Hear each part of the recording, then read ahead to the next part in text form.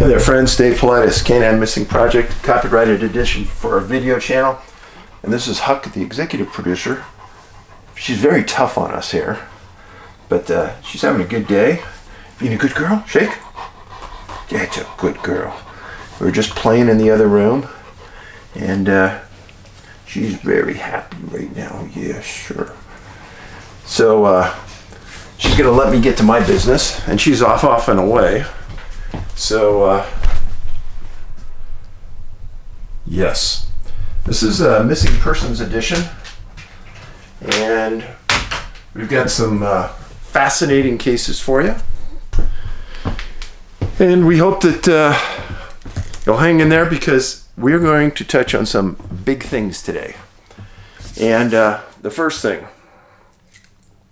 I need everyone to look at is this poster, because I just got some exciting stuff in. I'll share it with you because you guys are the villagers. Now, you just get to see them, but I can't sell them. Ta-da! Blu-ray and HD versions of the movie. Yeah, we're going to sell them. And they're coming. And they're going to be through our website, nabigfootsearch.com, effective November 15th.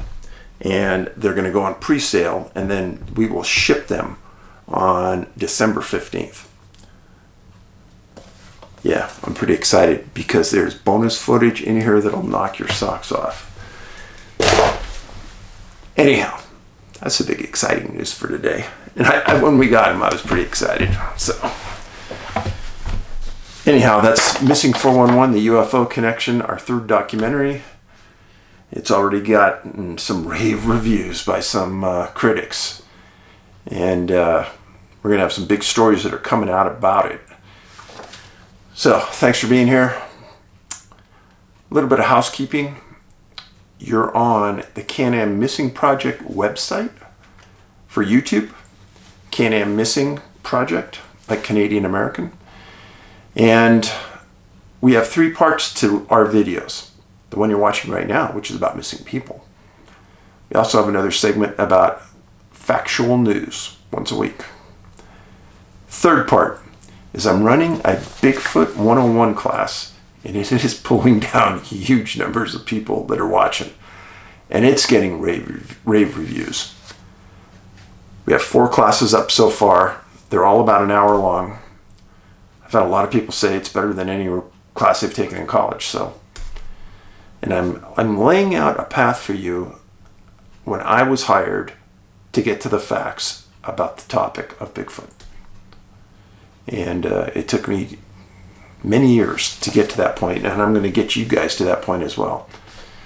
So right below this, you're going to see the links to the various classes. I encourage you to watch. Now, missing people. You know, a lot of people go missing that have mental health issues, and they take their own lives. A lot of them go to national parks and disappear and take their own lives. And that's why a lot of the cases in national parks, I already know that they're mental health related issues, and you won't hear about them from me. But did you know that 75% of the people who take their own lives in the US are males? Yeah. My son, Ben, took his life. Now there's an aura that surrounds men. They got to be strong. They got to be tough. They got to be able to handle the issues on their own. They can't be whiners, etc. And I think that could be a lot of the reason why men don't want to reach out for help. I get that. I understand it. And there's a lot of people in the Army that are afraid to reach out, and because they'll get blackballed, or in the military services per se, not just the Army, in military services. I feel bad about that. But CNN on October 5th of this year had an article that said 90% of the US adults believe that the US is experiencing a mental health crisis.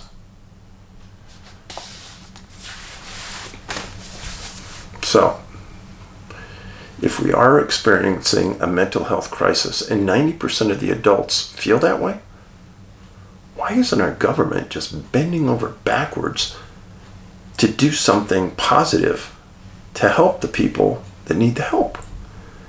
And friends, you could drive through almost any major city in the U.S. and you're going to see homelessness. A lot of those people have mental health issues and drug issues. Do you see anybody reaching out to help them from the government? No. Why not? We're sending over tens of billions of dollars to other countries, namely Ukraine, to help them because they're under attack by Russia. Aren't we under attack? We're under attack too.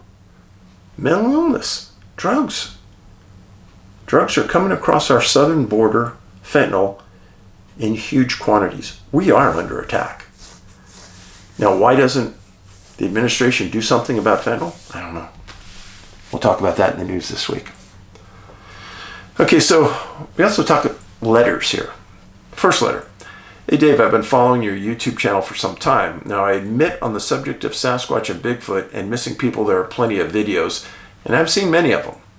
However, you can count on one hand the channels I actually closely follow. And at the very top of that very short list, you stand alone. The reason for this is you strike me as an honorable man. You have a heart in the right place, and while some of what you may do may be monetarily motivated, I do not believe that is your primary motivation. Especially like how you get on the evidence trail and let that lead you. You do not lead the evidence to the conclusion that fits your personal views. As far as personal views, I have no idea what yours are. Yes, you are that good at leaving your personal views in the background. Now, I have emailed you before and you haven't gotten any response and don't really expect one now. Ha ha ha. Look what you got. That's not my purpose. All I'm looking for is for you to know that you have followers that believe in you and what you do. Keep up the excellent work. Thank you, Rick.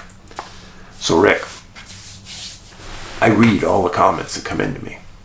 I may not respond to any because I may not know what to say. I may not know what I feel like saying. So don't be offended. But I read them. The kind comments that you gave me, I think it's really important that researchers allow others to come to their own conclusions. People always ask me, Dave, what do you think about this? What do you think about that?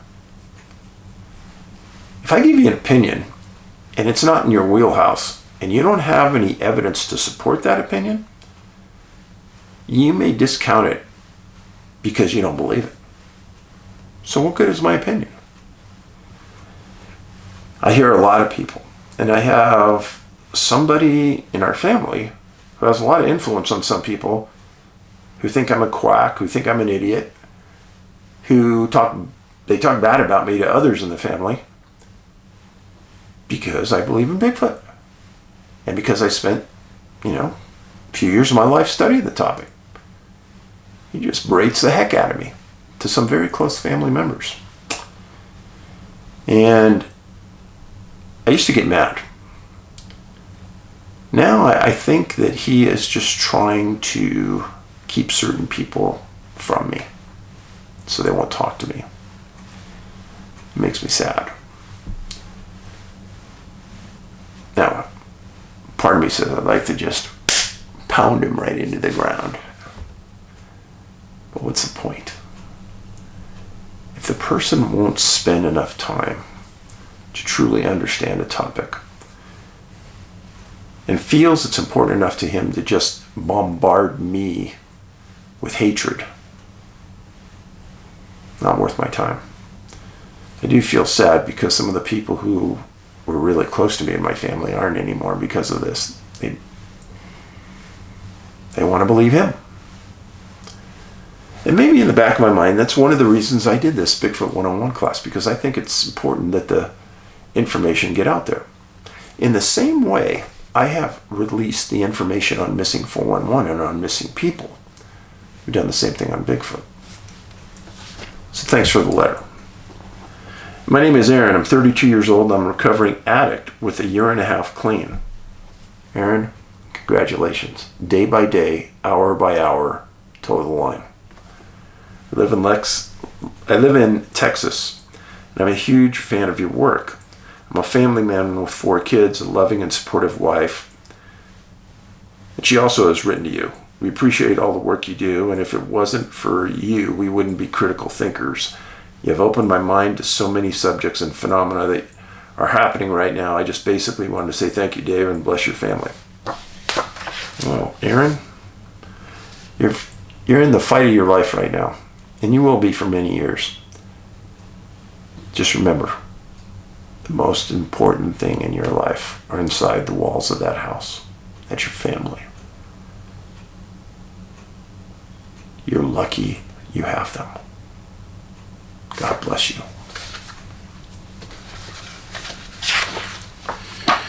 Okay, next letter. Hey Dave, I have a possible half theory for you that I have spent a lot of time thinking about and came to collecting knowledge shared by various credible sources such as yourself.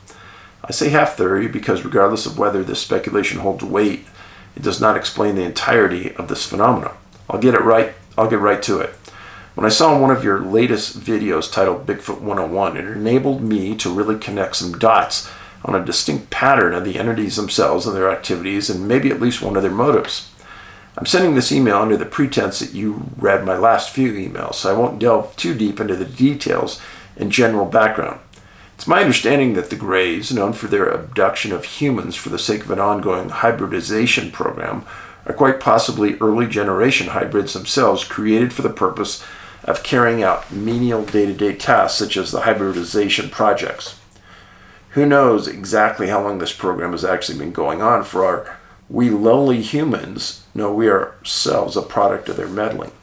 Just a random thought, but what if these poor people who die mysteriously with no cause of death are in fact having their souls somehow stolen and encapsulated because of their interest in a human soul, because of their robotic-like demeanor? I've heard that theory 1,000 times. Oh, well, random thought. I really do not know anything. Anyways, I'm going to put a chart I made on a whiteboard detailing certain attributes and traits into words. You may find it interesting. You may gain a perspective. I'm very interested in what you think about this observation, considering your POV. I don't know what that means. In these phenomena, as you have a much broader understanding of this phenomena encompassing missing 411. There are major correlations to your Bigfoot video, but as for the missing people themselves, that is impossible to create a theory on how and why, but maybe who or what. Mantids, I've never heard of them. By witness accounts look similar to praying mantis, seem to be in charge of oversee the hybridization program, have telepathy, and are able to manipulate the minds of would-be victims, including inducing paralysis, appear to display a wider range of emotions and mental complexity associated with UFO sightings. Greys, widely known to be the main workforce subservient to the mantids. Testimony indicates they are hybrids themselves, have telepathy, and can manipulate the minds of victims, including inducing paralysis, blah, blah, blah, blah, blah. Nordics accounts very credible detail are human-like, but exhibit an almost blank and robotic-like behavior, are task-oriented, rarely witnessed during abductions with hybridization project, are subservient to the mantids. Reptilians, known to be aggressive, are very rarely seen, especially in association with the hybridization project, but when they are seen, they are just as subservient as the mantids, as the Greys, etc. Reptilian Greys, described as reddish-brown hybrids, unknown, possibly aggressive, largely unknown. Bigfoot, suspected to have telepathy and supernatural abilities and intelligence, possible hybrids, very, very rarely are reported following the event of an abduction, so I'll dub 3 unknown associates with UFOs and orbs. Hybrids, half-human hybrids, byproduct of hybridization project. Early stages look more alien-like and behave robotically, while later stages look increasingly human and behave more like have telepathy, but strength in telepathy varies greatly based on different stages. The more human, the weaker. Continue the hybridization project in place of Gray's hierarchy appears to be mantids, Greys, hybrids, hybrids, etc. Appreciate all your work. Best of luck. Grateful for what you do. It's kind of a good overview of some of the unusual things associated with abductions. Next email. Hey Dave, dead things are formed from under the waters and the inhabitants thereof. The Hebrew word for dead things is the same word used for demons and spirits. In at least one translation, they use the word shades. The word is Rapha, R-A-P-H-A, from the name of a group of biblical giants. These are the disembodied spirits of biblical human angelic hybrids. The passage says that they are the inhabitants of the waters. What really makes this interesting to me and even gives me the chills is that in the same book, earlier in chapter 4, one of the Job's friends, quote, Eliphaz, informed Job's, of a spirit that visited him in the middle of the night, and he describes a translucent being with a definite form.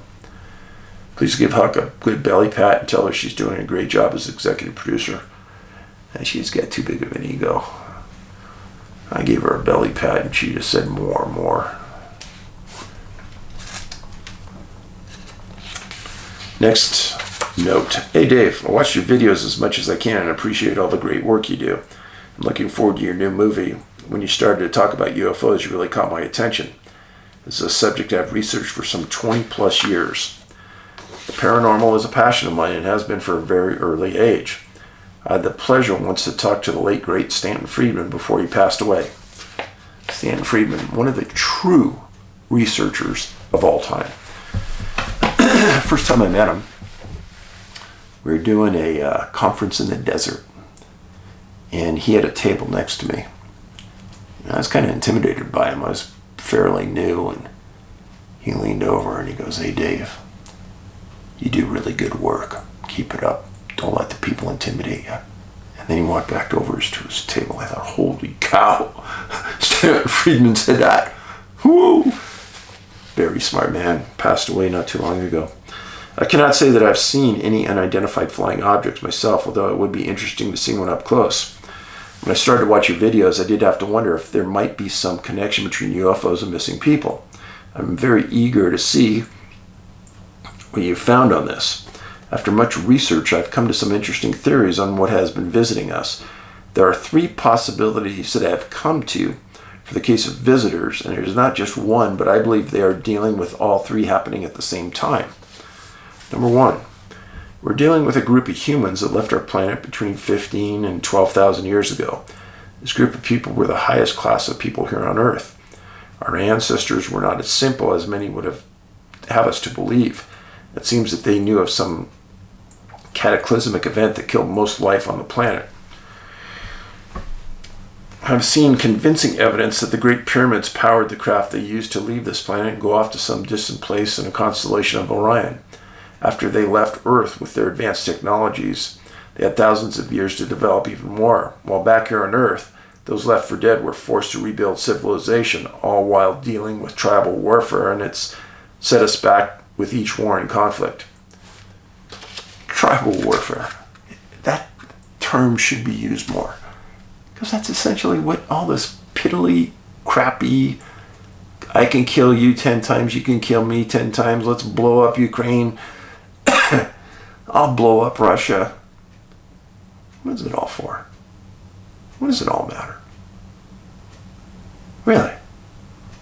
Let them live in peace, you live in peace, you leave them alone and I'll leave you alone, and we'll exchange wheat and crops and live happy. Our star-traveling ancestors would be very much alien to us today. What we see as aliens, I feel, are not them, but a sort of avatar.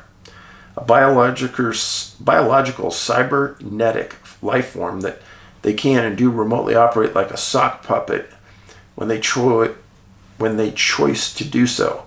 When they are not acting directly and controlling it, they operate on a pre-programmed routine. It's an interesting theory. Number 2, an alien race that had seen our world thousands of years ago are studying us as we do creatures here on Earth. Perhaps they lived in our own solar system and came across us by accident by some probe that detected our life as we were looking for life in the distant universes ourselves.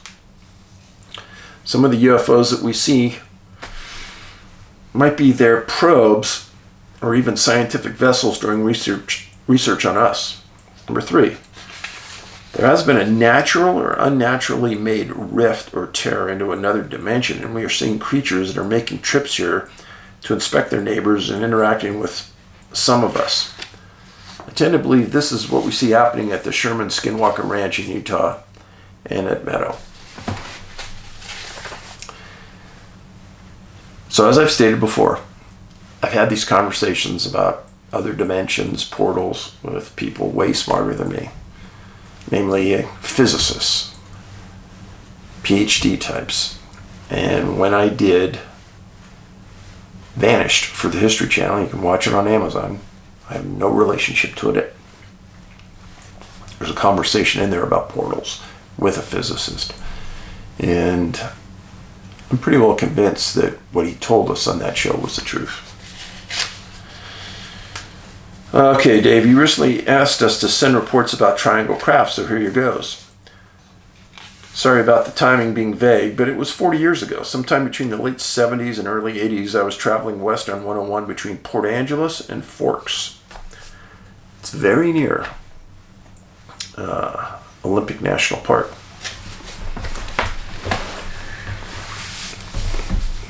There is a woman that was missing yesterday and so far today in Olympic, and there's a search going on for her, backpacking alone. Bad news. Big search. I was traveling west on 101 between Port Angeles and Forks. It's just kind of the north side of Olympic National Park. It's the farthest northwest corner of Washington State. I just passed Lake Sutherland and was about to drop down to Lake Crescent when a large black triangle craft passed over my car going in the opposite direction. It was just above the trees, and the only details that I recall were the red lights on the wingtips, and it was silent.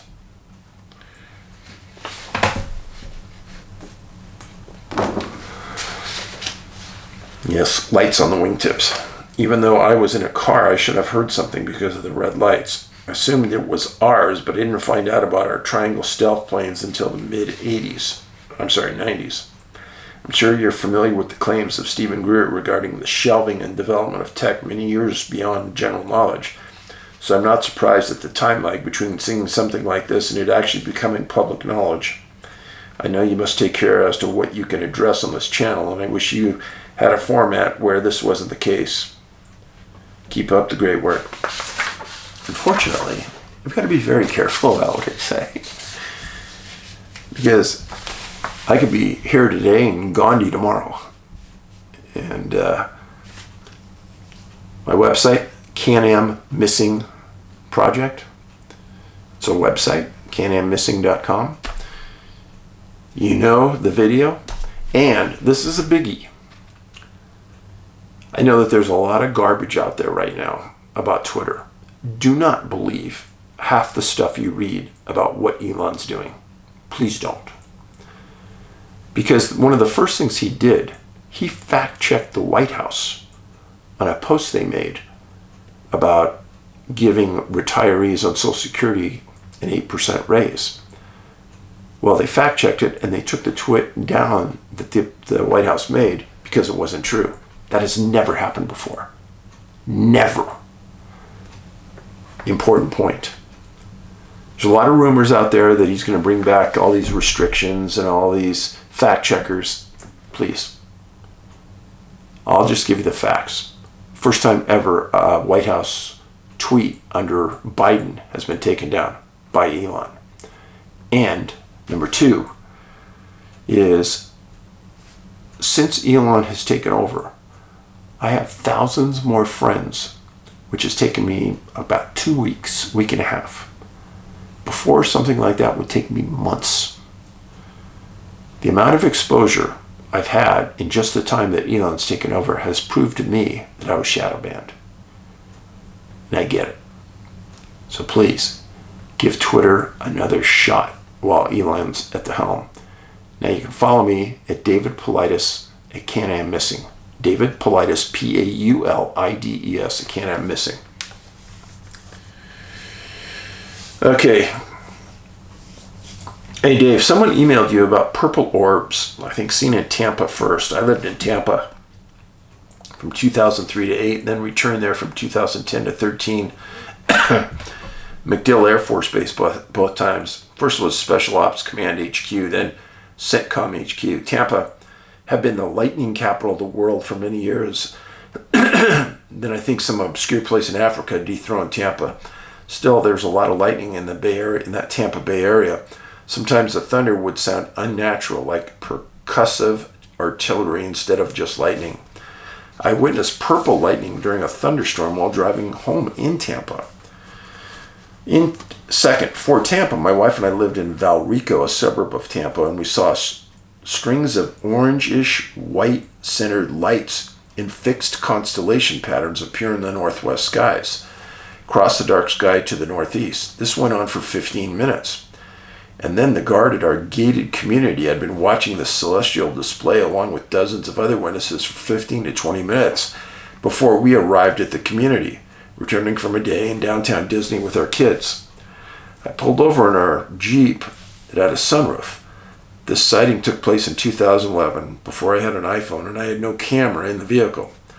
Looking at the passing arms, they were not Chinese lanterns as they all strayed in their fixed constellations. They rose to the top left of the sky and slowly vanished. I got the impression that they were sad somehow, and that they were very solemn that night. I had an apocalyptic dream about an enormous tidal wave hitting a metropolitan city where I was located on a high floor in a skyscraper. Oil tanker ships were passing my level as high as maybe the 30th floor or higher. Other skyscrapers succumbed to the tsunami and began sliding towards the ocean, and a gigantic tidal wave began to withdraw. The reason this dream is important is because the next day when I reported to work, just like any other day at CENTCOM HQ, Joint Intelligence Ops Center, that's when the Fukushima nuclear meltdown disaster happened, caused by a tsunami. Number 2, double slit experiment. I first read about this experiment in a book called The Fabric of Reality by Dave Deutsch back in the 90s. It's intrigued me. So when scientists observed this experiment, the photon particles had to pass either left or right of a slit to get to the sensor pad. When no one was there to observe, the universe didn't have to choose left or right and effectively chose both, creating the interference pattern. What that tells us is that there is something about us, humans, sentient beings, that causes forces, the universe, to make a choice. Does this prove we have a soul? Where my mind takes me, and think you'll find this interesting, is to conduct the same experiment but leave a plant or several plants in the room. Will a plant force the universe to choose left or right? Leave dogs or puppies in a cage in the room in full view of the experiment. Leave a cat or cat similarly. Have a video camera recording the experiment. What we're trying to determine by these different observers is, do they have the power to force the universe to choose left or right as human observers do? Can any sentient being force the universe to select left or right, or is it just humans? And what if plants also force the universe to select left or right? What would that mean? What if a surveillance camera can't force the universe to choose, but humans can? See, this can move us forward to learning about what it means to be human and whether or not we have a soul. Do animals have souls? If they can, also force the universe to choose. I enjoy your work, and it really gets my thoughts going. I hope I can contribute to your conversations in this continuing discussion about the human condition. Thank you. I've always thought that was a fascinating experiment. And until you actually see it and you understand what's happening, it's hard to believe. But look it up. You can watch the videos online. Hey, Dave. When I see you these days on YouTube, my heart is gladdened. Even with the best help and counsel, it can take years for the mind to recover from such a devastating wound as in the loss of a child or loved one. Since there was not a way to walk with you in that difficulty, I prayed for you that the burden would be lifted somewhat. Your sorrow and pain were clearly seen. Today there is something new seen in your eyes, and I suspect more in line with the person you are at heart. There's a smile at times that seems connected to real joy. I hope you have many more of those times. I hope we do too. It is sorrowful to me that you must also endure such negative and caustic people while you're trying to produce and distribute information that helps so many. Without what you have done, and you obviously give credit to others, there would be a gap or a breach in the information available today and no one else could fill. It's a unique thing you've done. Thank you. Recently, I've observed in my YouTube wanderings the assertion that Sasquatch must be possessing a greater intellect than man, since it is able to do the seemingly impossible. Your input on this would be helpful. I have some difficulty assuming that the Sasquatch has such great intellect. Sasquatch seem to have great and exceedingly beyond mankind in physical prowess, stealth, and abilities of the mind to project into the mind of a man sometimes, but mostly fear, what I observe in the many reports I read online. Perhaps the greatest claim the Sasquatch have in that area of intellect is their limited contact with man. They mostly seem to avoid us. Okay. But what if they're not avoiding us? What if they have a stealthy type ability and they're around us a lot? What if they're eyes and ears for some other being or entity and their job is to monitor us? I have no idea. I'm just saying. Some of the unusual abilities, it would seem to me, and this is just an opinion, are more in line with the concept of cybernetic hand and arm. The brainwaves of the individual drive the unit, but the intellect of another made the unit. The Sasquatch have the ability to manipulate the physical world in which we live, and at the same time we're so wired to have access to an unseen world created by another. Like a bird is hardwired to make a certain kind of nest or fly to an unknown destination, or an ant to carry a load over an invisible trail, or a bee to fly to an unknown food source. None of these share their information or intellect with the others that they are able to. They simply follow their abilities. That seems to be what the Sasquatch do. They follow their abilities. Some abilities are very astounding, and yet they share no superior knowledge to man from what I can tell. Thanks for what you do. It's much appreciated. Well, thank you. Remember what I've said before. Topic is 100 times more complicated than what you think it is. And the more you learn about the topic, the less you'll really know. It was told to me by Ray Crow. Next letter. Hey Dave, back in May, just prior to nearly dying and being hospitalized, I was still living on a cattle and horse ranch that's kind of remote. There are no neighborhoods or housing developments, just ranches.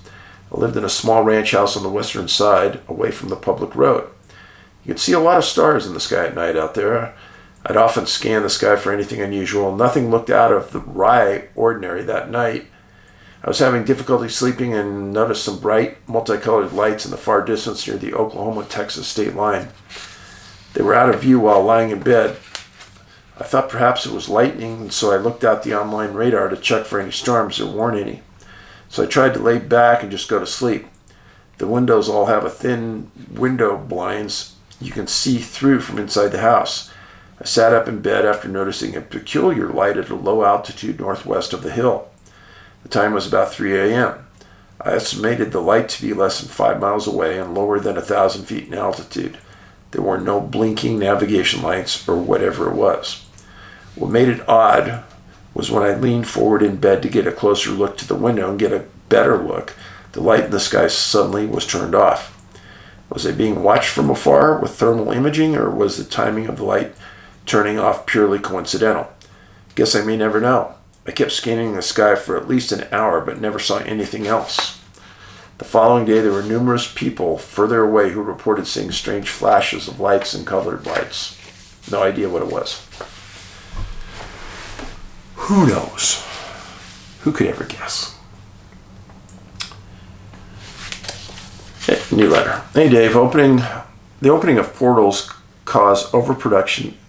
Perhaps opening of portals cause overproduction of GHB. GHB is something that our body produces in minute quantities. It's also been called the date rape drug, and it's also been found in secondary autopsies of missing people. And Missing 411, Sobering Coincidence, I chronicled this. I think our pride to think we are the superior species is amazing, similar to the bugs on the slide thinking they can understand the being whose eye is gazing at them through the microscope's eyepiece. We all understand that we are beings primarily of atoms with lots of space between the atoms. Different frequencies sharing space and time constantly or infrequently bumping into each other may be a glitch or a shift of some type, which are phenomena we can't yet explain. Maybe we all share this planet all the time, but our frequencies or space between our atoms don't collide most of the time. Water is a great conductor, as are crystals like granite, which may explain occurrences in proximity to them. About the alien creatures people describe saying, I think it's interesting that we've become used to weird creatures like praying mantis, jellyfish, bats, but we feel Bigfoot or dogmen, etc. so strange. Clearly because the powers that be keep the knowledge from us. Just another reason to distrust them, as you said. I'm also considering that the book in the Bible, Revelation, coming to be, has to do with the truth. It is called the Second Coming because we had or understood truth at one point, and it will be made clear again. Those who refuse to see, understand, or follow will not be there or will not continue. Just something I've been stewing at over the last few months. Thank you for your dedication and truth. Well, thank you. I appreciate you contributing to our world here. So, a couple of things.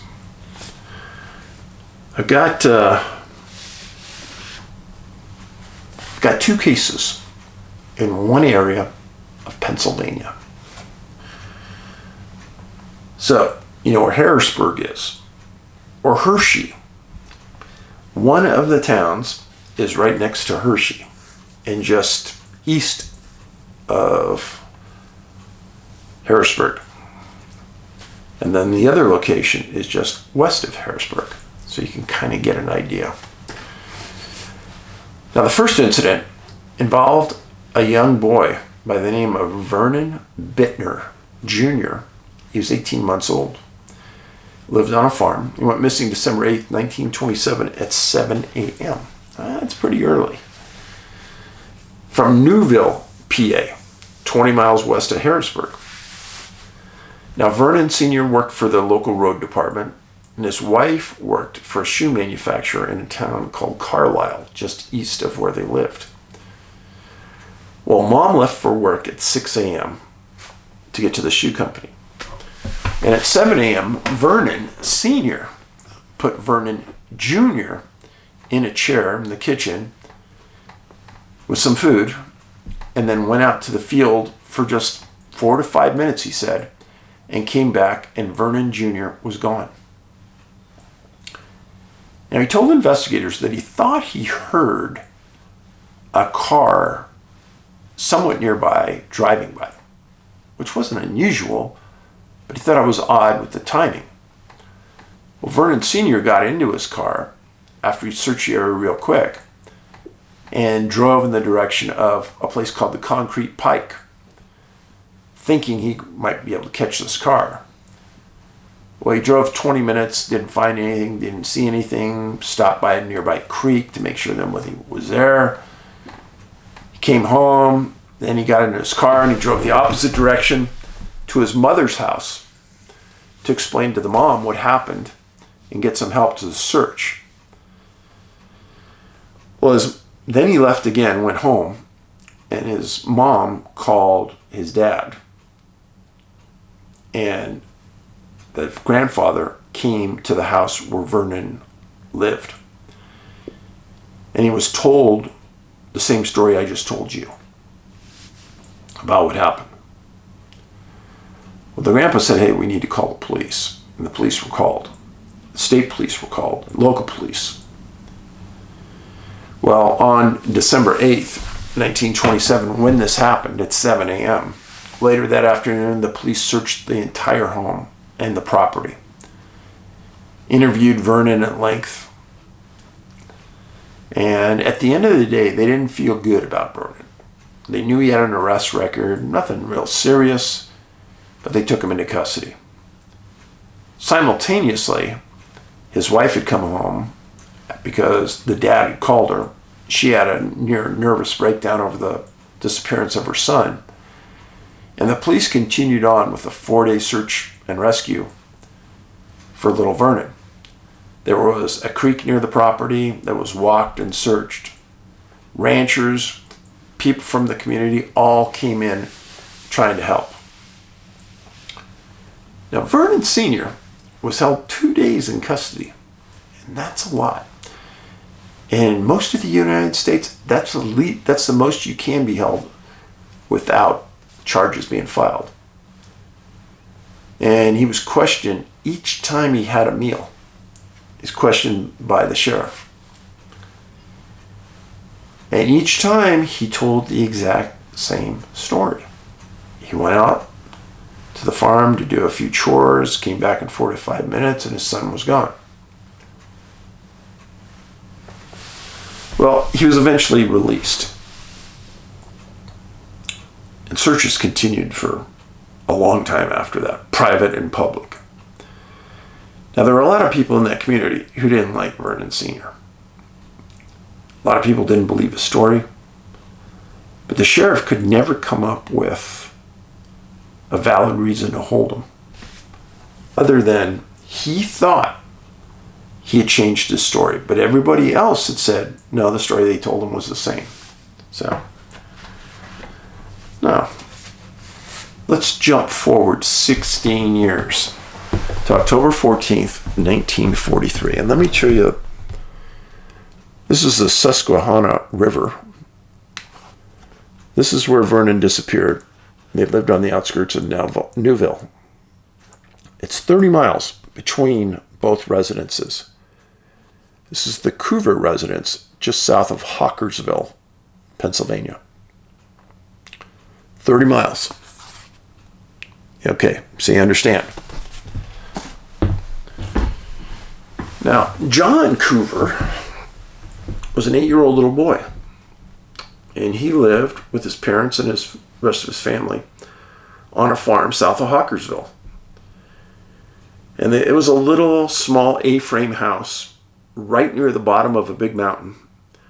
And it was maybe 100 feet between the house and the fields and the mountain and forest.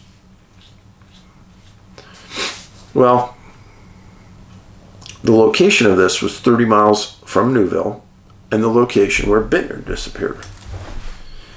Now, John's mom and Vernon's mom were sisters. That's an important point. John Coover was a student at Penn Township Consolidated School. He was in the 2nd grade, and he was described as being really a bright kid. Keep that in mind. He lived in that house at the base of the mountain. And on October 14th, John was with his parents at a nearby farm husking corn. And at 2 o'clock, his mom, John's mom, didn't feel well. And so Walter, his dad, decided that he'd take the family home because mom was feeling ill. Now, in a lot of the cases I write about, someone in the group gets ill. It happens a lot. Well, Mrs. Coover got ill. So he packs the family in the car and he drives them home. And he stops they have a long driveway. He stops in the driveway up to the farm. And he says, hey, you guys, I did you a favor today. I went out and I bought some candy. And I know because we were all working hard today, I'm going to give you a piece of candy. So John got a piece of candy and they all sat in the car and talked. And when he was done with his candy, his dad said, hey, John, I want to drop you off here and I want you to go in down the road right here, our dirt road, and get some wood for the fire. He says, okay, but only if I can get a piece of candy, another one. And he got another one. Well, it was about 3 o'clock. And Walter asked John to go get the wood. He gets out of the car with his sister Catherine, who's 4 years old, and went with him part of the way to get the wood. They're gone between 3 and 5 minutes, Walter says. And Catherine comes running back. And this is very important wording here, folks, because I've never seen this once. She said, "Johnny is crying. The boogeyman got him." Now, this is in a real rural area at the base of a big mountain in a big forest. Well, parents don't know what that means, but they get out of the car and they all go running up the road. And they find a pile of sticks where it's obvious that John had collected per his dad. And the family specifically stated that they stood there and listened. They heard nothing. They called John's name, heard nothing. They searched the area frantically. And then they got friends and relatives from the area that came to that house and started to search the property. And then they got the Cumberland Fire Department, state police, and local police to all come and start searching. Now, the Coovers had 6 kids. And none of the other kids ever had any incident, except John. So, let's think about this. It's a giant search for over a week. John was never found. First of all, who's going to be lurking around the woods in a real rural area? Nobody. Where did the daughter get the name Boogeyman got him? And what did she mean? Now here's something that's really peculiar to me. And trust me, I dug deep on this one. The press put that in the paper. Put that statement in there. And then there's no follow-up. There was some statement saying that the police doubted there was foul play. But why would the daughter say that? What would cause John to cry? Why didn't they hear anything?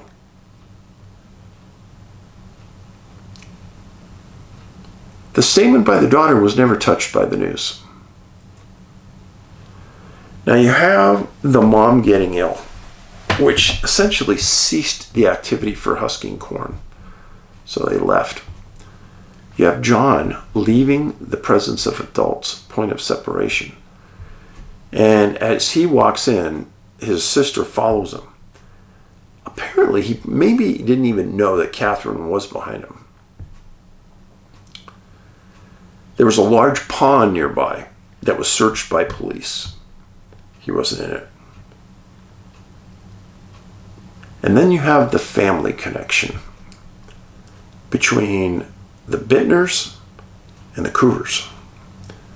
One thing we didn't know was the maiden name of the mom, which would have been helpful. So, is this related to some genetic line in the family? So one boy's 18 months old, disappears and is never found. One boy is 8 years, disappeared and is never found. 30 miles apart, 16 years apart. I find that suspicious. I'm sorry. Even though Vernon Bitner Sr. didn't sound like the nicest guy in the world and had some unusual behavior to say the least, I still have to say that the tie-in there is real.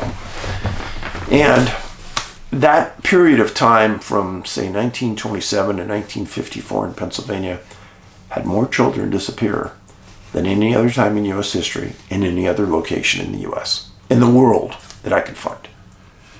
And most of those stories are in Missing 411 Eastern U.S. Next story.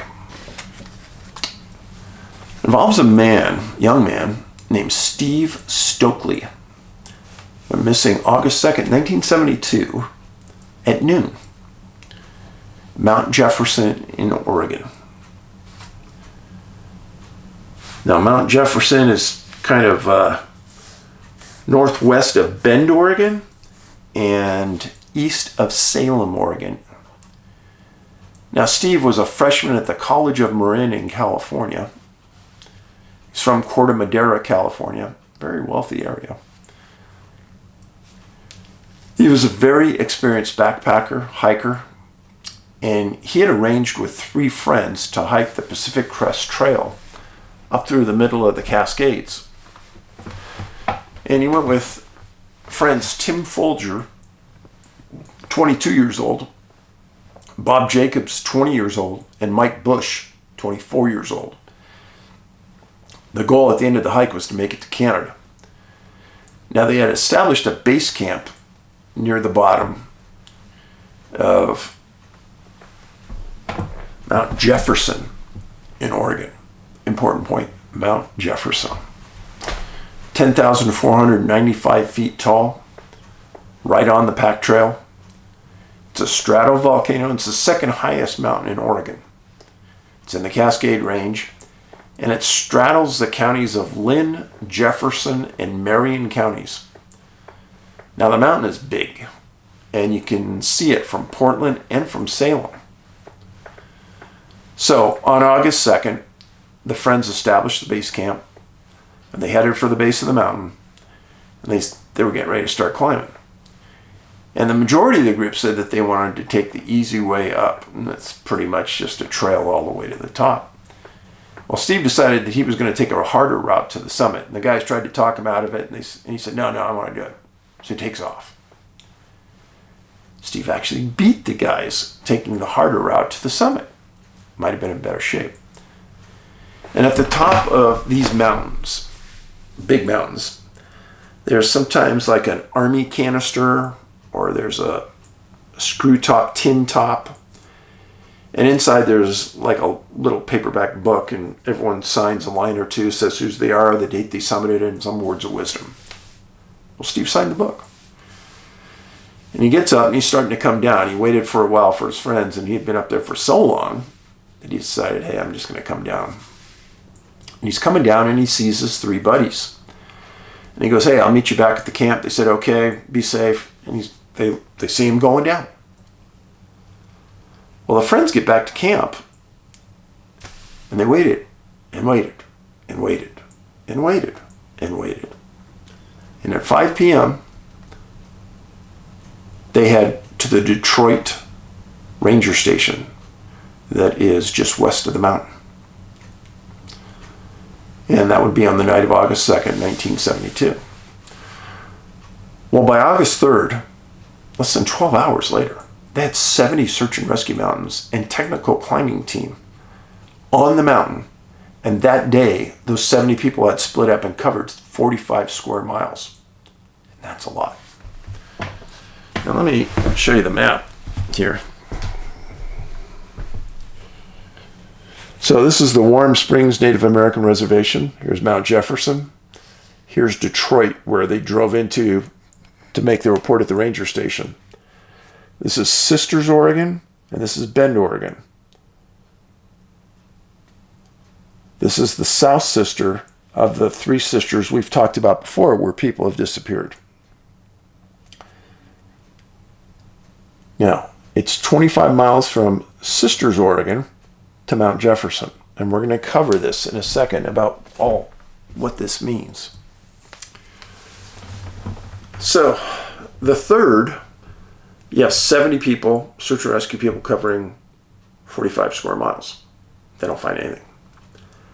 The next day, they have 200 searchers and a National Guard helicopter that's flying above the tree line looking for them.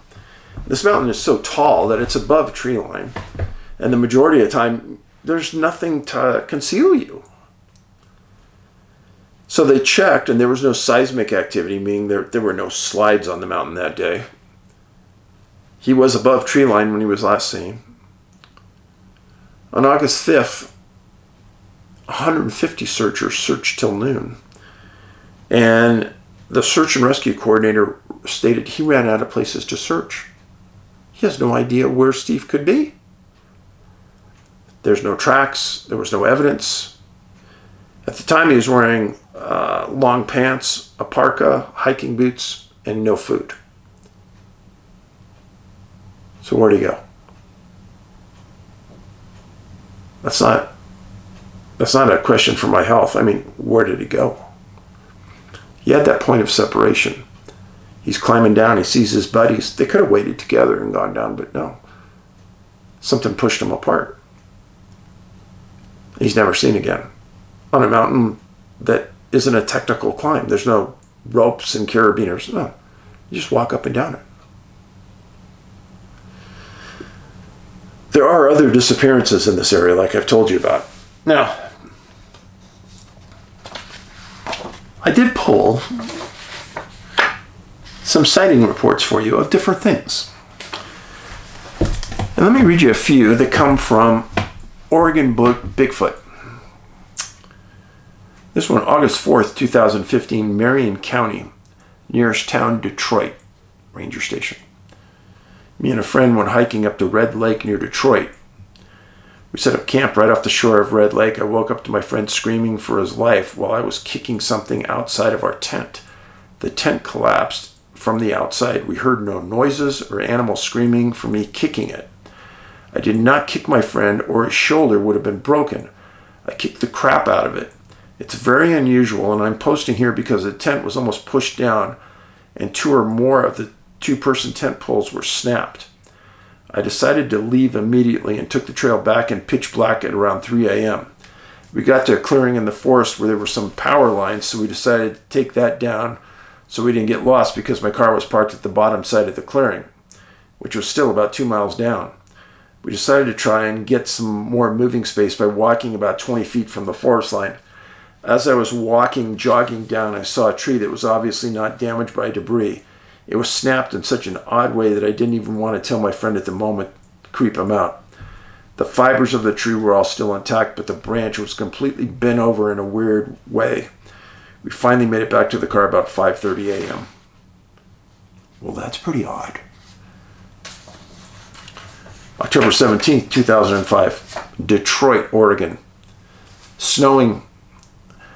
We turn left off of Highway 22 in Detroit onto Brighter Buck Road, go up 3 miles past the Hot Springs Road, 2215 on your left, go up past the new logging area about 2 miles down in a draw off to your right.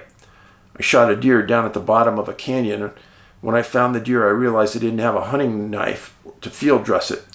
I hiked back up the hill to my pickup truck to get a knife. When I approached the downed deer and got about 20 feet away, realized that the animal had been tampered with. I then looked closer and realized the internal organs were strung out everywhere and it was missing a hindquarter. I then looked up on the hill to my left and seen a blackish creature running on 2 feet with my meat. You know, I've probably heard similar stories 10 other times in my life. June 19th, 2007, Marion County, Oregon, nearest town, Detroit. Nearest road, Brighterbush. Conditions warm at dusk.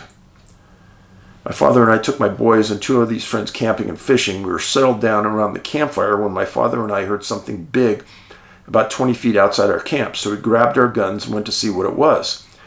We saw a silhouette of a large, man-like creature in the bush about 100 feet away from us. We started to follow it, but it moved very quickly through thick brush. We circled back to our camp to check on the boys and decided to look for a sign in the morning when we could see. We went out first thing in the morning and took a look around camp and found footprints 14 inches long and 6 inches wide. We continued our search and I tried to match the stride and came about a foot short of the forward splits position, and I stand 6'4" and wear size 13 boot. We continued our search and found claw marks on trees about 9 feet from the ground and a stump that was torn apart that night. Debris from the log was flung about 20 yards away. We stayed for one more night but didn't have a second encounter. Now it takes some nerve to sleep through that night, second time. June 11th, 2002, Marion County, Oregon, nearest town, Detroit. Nearest road, Blowout Road, conditions warm. Driving down the road at 45 miles per hour when a Bigfoot or something was running beside the truck like a human would run. I've been hunting there for 15 years and nothing scares me. I'm in the Air Force as a combat search and rescue, but that scared the crap out of me. I can understand that. I've heard similar stories from loggers in Oregon and Washington of something running alongside their vehicle. And the last one. I'll show you this, where this one's at. So, Detroit is right here. Boing. This is the location, Mount Jefferson. And Adonha is right here. And that's where I'm going to tell you the next incident happened. Camped a few feet from Trail 3429 in the northwest section of Mount Jefferson Wilderness. Precise location was as the trail turns north, an unnamed peak 5293 and the Sentinel Hills. At approximately 5300, the terrain levels out and made an excellent campsite. While on our honeymoon in June of 85, my wife and I were backpacking overnight in the Mount Jefferson Wilderness. We were camped about 3 miles from the trailhead. I think it was called Whitewater Trailhead. We were camped just off the trail at 5,300 feet, and there were no other campers around for miles. Sometime during the middle of the night, we were both awakened by very heavy footsteps coming down the trail. I was an experienced backpacker and had encountered deer, elk, and bear, having had my camp raided by a black bear in the Adirondack Mountains.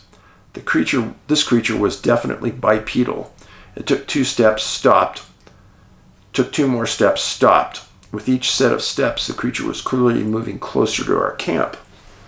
After the 3rd and 4th set of steps, I let out the loudest scream I could muster. The creature immediately leapt, took 2 more steps away from camp, and was gone. Its actions gave the impression that it was attempting to be stealthy and investigate our camp. After a few minutes, we left the tent. We did not actually see the creature because the tent flap was zipped closed. Built up the fire and made lots of noise. Once there was sufficient light, after several long hours, we examined the trail for footprints. The footprints appeared to be coming from the trail, but as conditions had been dry, we found none. There were also no other signs of the creature around the area. As an experiment, my wife went into the tent, laid down, and I stomped around the trail as loudly as I possibly could in my lug boots. I'm 6'3", 220. At the time, she heard my stomping, but it was nothing compared to the night before where we could actually feel the ground shake. Also, despite my best efforts, I was unable to leave any prints in the trail. After thoroughly extinguishing the fire, we packed up and went back to our car. We did not report the incident to the Marion County Sheriff. Why would you? Nobody would believe you. And here's something to think about on that. I have probably heard 50 times similar sightings to exactly that, where you actually feel the earth move. One of the stories I wrote in the book was a police officer I interviewed that responded to a call of a prowler at a house. And he got out of his car and he said, I could feel something moving bipedally that was super heavy. Like a thunk, thunk, thunk. Okay, so that was follow-up number 1 on the story at Mount Jefferson. Follow-up number 2 is UFO follow-up. Occurred 5/15/2021, Sisters, Oregon. 2 dads, 40-plus years old, and 2 sons, 11 years old, camping 10 miles south of Sisters. Around 10:36 p.m., my son spotted a very long illuminated craft. He goes, what's that? In the northern sky, heading west to east from our location, maybe 30 degrees from the horizon. We left the campfire and quickly got our phones out to record it. The pics are poor, unfortunately. It was moving slowly and wasn't bright. Knowing it wasn't an airplane, I flashed it a few times with the green laser just in case it might react. It did not. I believe the craft was moving at a very high altitude. It reminded me of the SpaceX rocket re-entry, but wasn't breaking apart. I'm very familiar with stargazing and I just watched the ISS fly by at 4.0 brightness, very bright. We also watched Starlink satellites fly over as well. It was very exciting. Okay, that was number 1.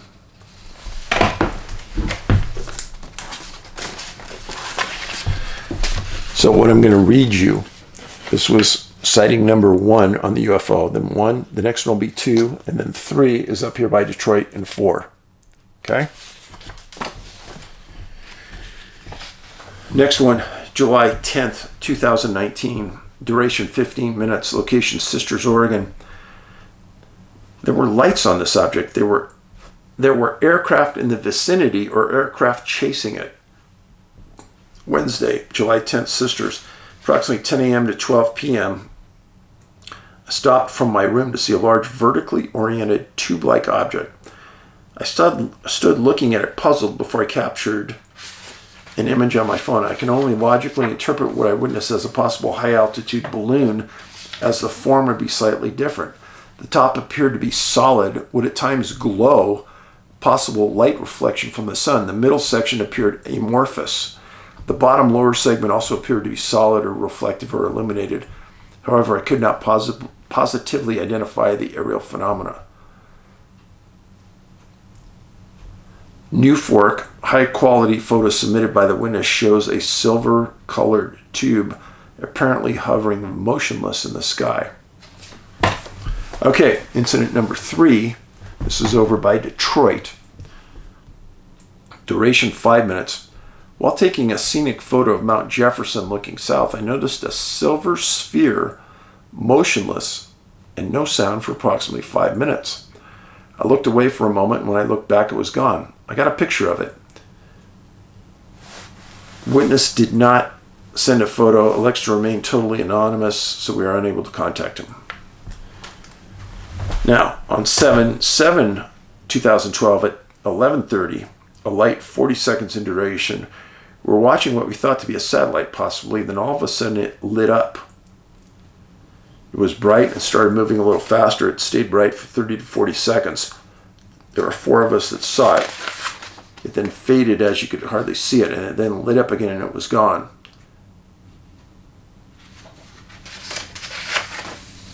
Next one, Crooked River Ranch. There were aircraft in the vicinity or aircraft chasing an object of red lights evenly spaced across the sky with no sounds at all. We saw 5 red lights all in a straight line going across the sky with no noise, definitely being chased. Last one, Sisters, Oregon. August 17th, 2001. Duration 2 minutes. Me and my friend, while camping, observed what at first appeared to be a satellite. I travel in a straight north to south direction in the approximate speed that the satellite would appear to be traveling. Moments after spotting this in the interim, the light increased 20-fold. The object faded from view for a few seconds later. This was followed by an identical object that did the exact same thing. The second object trailed by perhaps 30 seconds. Wow.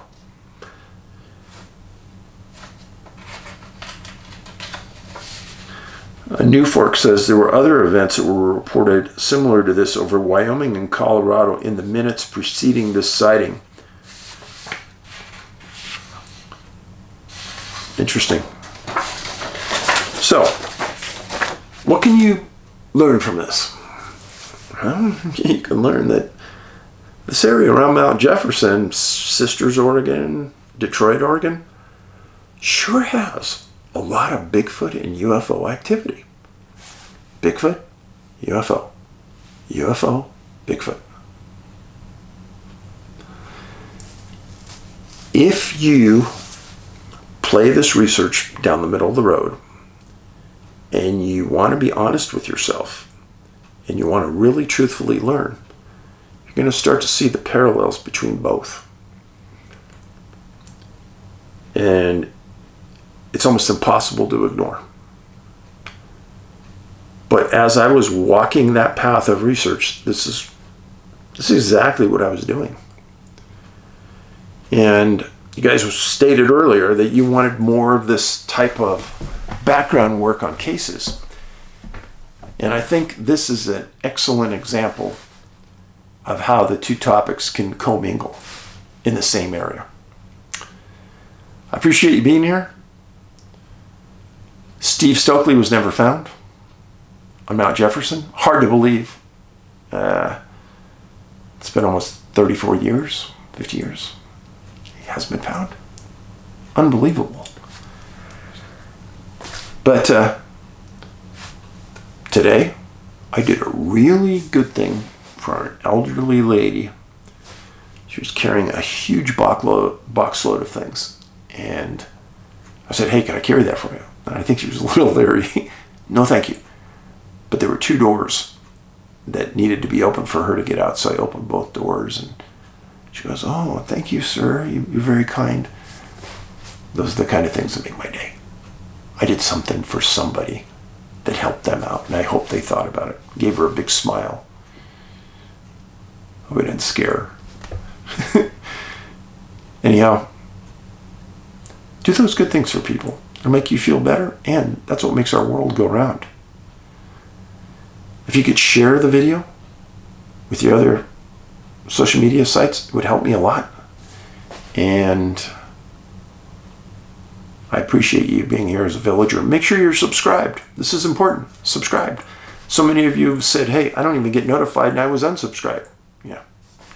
That's YouTube. That's their censoring mechanism. Without just taking me off the site, they'll just load my videos with as many commercials as they can, just pushing you away. Anyhow, have a great day. Be safe. Love your family. Paulides out.